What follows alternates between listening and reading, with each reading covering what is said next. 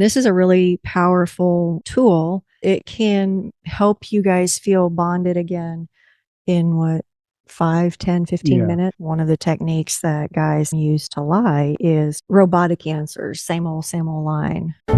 Welcome to the Couple Cure. Here's Jay and Lori Pyatt. Okay, what felt like intimacy to you outside the bedroom while we were healing? For me, while we were healing, we got a tool that Did you know I was going to bring that up? no, Okay. but we got a tool, and that particular tool helped us to have some conversations that weren't every conversation, right? Mhm. Because at that time, while we were healing, We would talk for hours about this issue. And I've told Lori this, it was like I barely get in the front door and we would start talking, and somewhere in there we would collapse into bed. And that's the way it felt. And it felt like I On was, some days, yeah. it felt like I was running a marathon every single day of just like, okay, we're going to talk, and it's going to get, I'm trying to not get angry. I'm trying to, hear what you're trying to say. I'm trying to explain all these crazy things that don't make any sense to me. And I just had not developed the capacity for it yet. Mhm. And, the way I tell guys this particular story is that while we were healing, I was training for my first marathon. Yeah, like literally. Yeah. And the marathon training, the very first training was run 15 miles. That's a long way. And when you're first starting out in marathon training, running 15 miles is a lot. Mm-hmm. And so me and my friend went out and we did our marathon training. And the very last training is run 15 miles. But at that point, we were like, oh, it's just 15. Mm-hmm.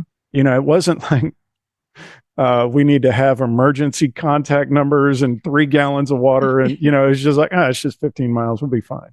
So you'll develop capacity, but that tool helped us to have some other conversations that weren't heavy lifting. And so when we could talk that way, when we could do a shared experience, and our therapist told us no more movies because movies were a thing. Right. When we could do a shared experience, and we began doing some of those, we would go out on dates. We started dating again every Saturday. Yeah.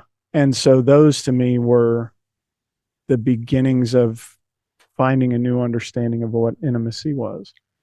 Did you mean that tool? Yeah. Okay. I looked that one up right before we started.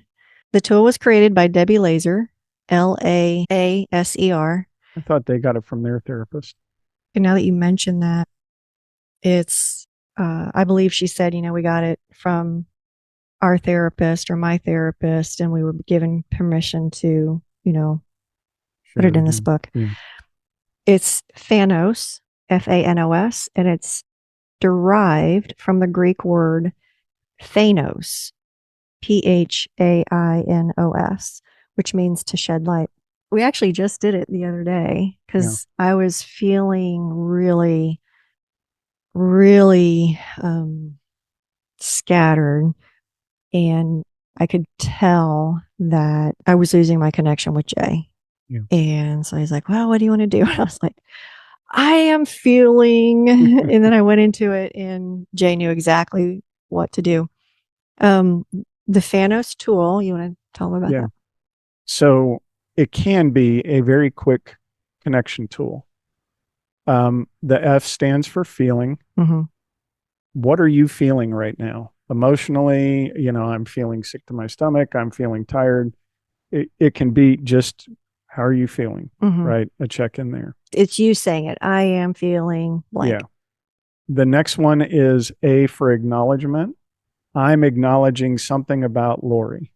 I want to acknowledge that you really, worked hard in getting all this stuff set up for the podcast, because today's been a little bit of a challenge. So I'm acknowledging her. The next letter N is need. And so I am asking for what I need from her. Mm-hmm. So, like, I need to take your car tomorrow. And so, I need your permission to like know that I'm not going to screw up your day, kind of a thing. Can you give another example? Because that one just, yeah. I don't even know what that means. Oh, with the car. Yeah. Okay. I thought you were Yeah. moving on to another thing. No. Okay. So I needed her like schedule to know that I could take her car in for a different repair than the last time we talked about her car. So then it's something I need from her. The next letter O is ownership.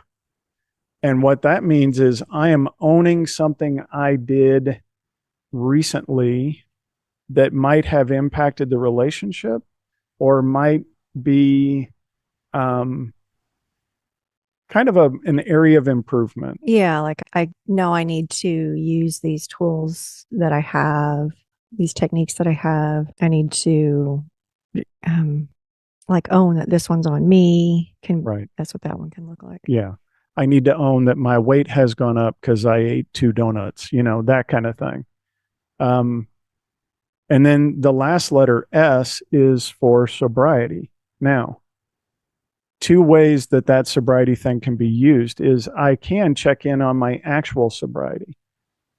That, what that looks like for me as the addict to check in on my sobriety would be I haven't used porn, I haven't masturbated, I've gone to these meetings, I had this conversation with my friend, that kind of thing. And I think it needs to be varied. One of the techniques that guys can use to lie is to just continue going, like robotic answers, same old line. Right. The other way that the sobriety thing can be used is I need to be sober about an upcoming trip, right? I need to be sober that when I go on trips, I tend to have a certain amount of intensity before we get to, the final destination.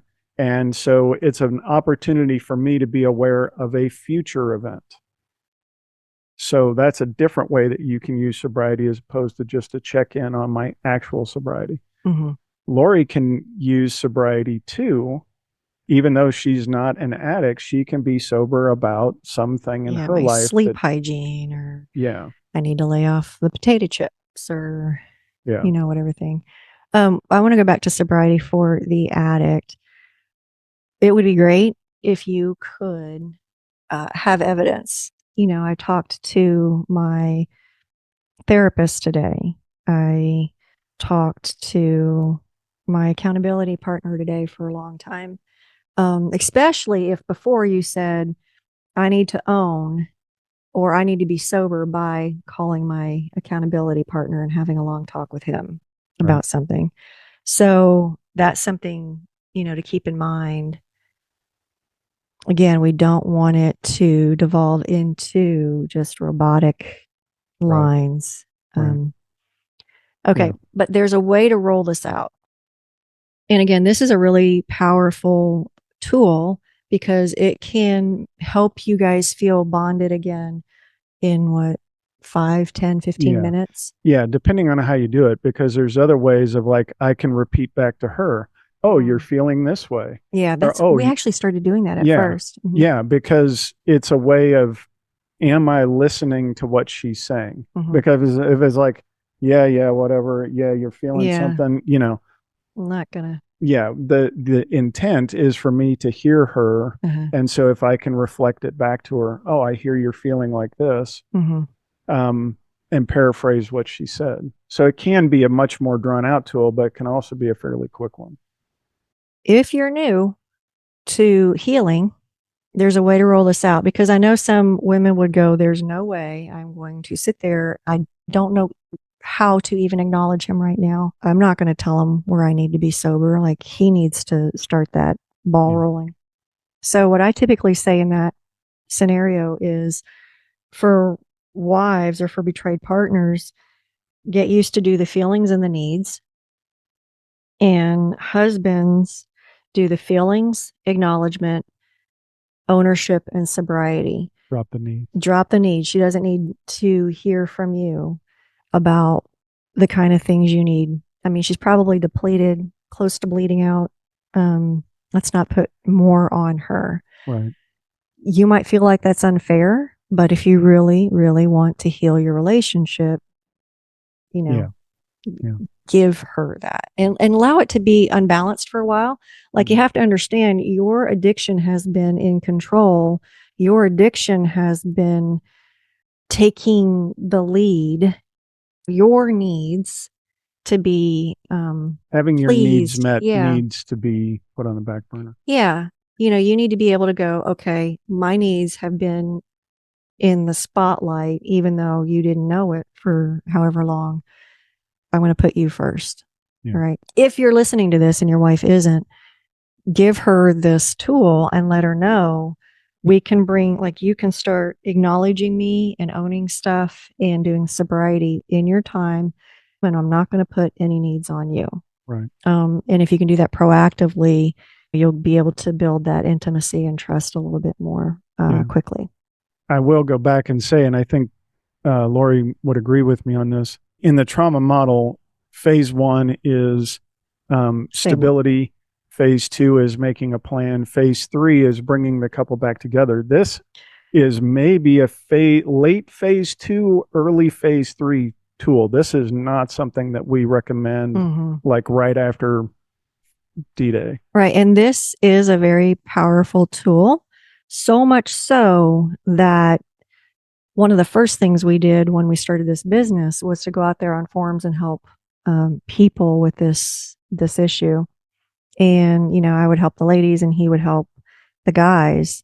And one woman picked it up and ran with it, and they were not necessarily following the trauma model. They went right for it. And he used it to increase intimacy really quickly. Because, she was shouting it from the rooftops, the digital rooftops. Have you heard of FANOS? It's great. Me and my husband, it really brought us together. Well, he was continuing to live a secret life. Right. So we're not necessarily saying this is how to do it.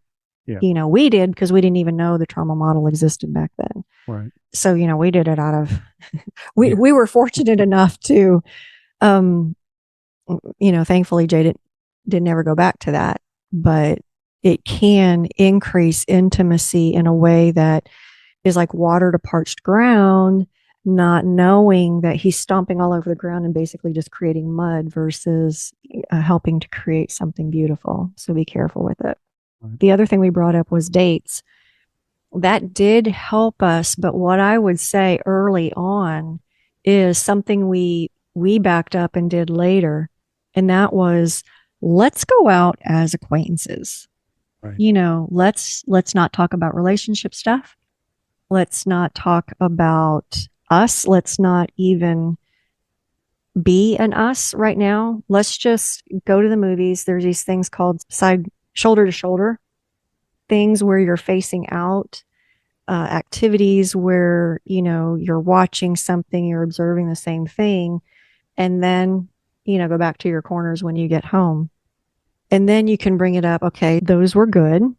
Let's say, okay, now we're friends. Let's go out as friends. Let's go out maybe to a bookshop where they have a coffee shop as well and get some books and sit down and just kind of flip through them. So we're kind of doing our own thing, but then we can talk to each other and then we can do our own thing. So it's not like super intense relational talk. It's like you're getting to know this person as a friend again.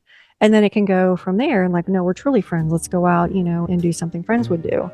Those are things you could do in the early stages, phase 1 and phase 2. All right, guys. So that's where we will wrap this one up, and we'll talk to you next time. Bye now.